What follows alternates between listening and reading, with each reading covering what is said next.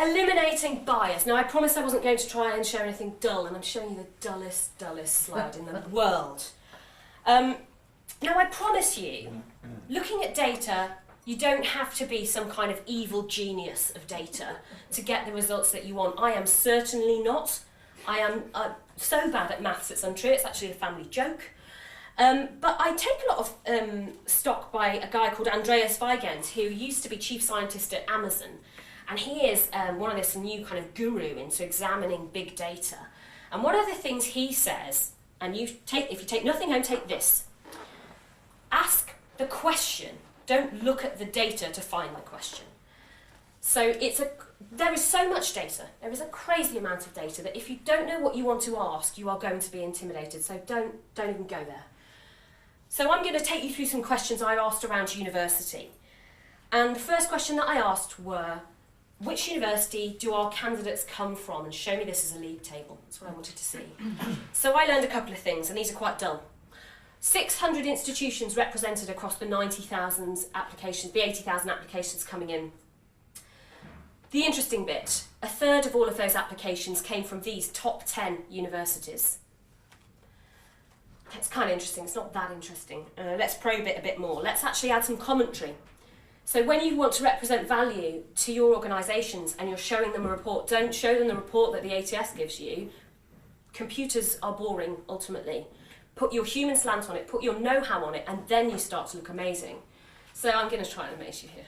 Okay, ready? All of these universities are Russell Group universities. Again, not interesting. Next thing, Warwick and Durham. Why are they gold and silver? They're absolutely tiny universities, yet they're representing the top 2 for submission. What's that about? It's probably about, I don't know, motivated students. It's about universities actually actively going out there. So I think, again, interesting. Let's try and drill down a little bit further. So I'm drilling down and I'm asking, what about offered candidates? Let's ask that difficult question again. So I'm looking at all of the candidates that received an offer, and what I find is half of the candidates who've received an offer have received an offer from one of these 10 universities. Let's just put that into a bit of perspective. 1,000 training contract offers, half of those to people from these 10 universities. 2,000 vacation scheme offers, half of those to people from these universities. I want to labour the point. But somehow these guys are doing really, really well, aren't they? And actually, when I first showed this in one of our sessions earlier in the year, there was a fair amount of fist pumping and a bit of this.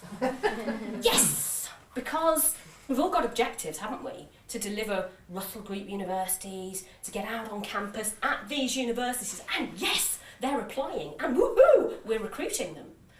Now for me though, I did a bit of a Facebook like, because I'm like, I kind of don't like it, but I'm going to say, yeah, that's interesting. Because, yeah, you've met one of your objectives, but there's this other objective about a diverse workforce. How can these two things sit together? And how can we share with the business that sometimes those two things can't fit together? And the answer is by looking at your data.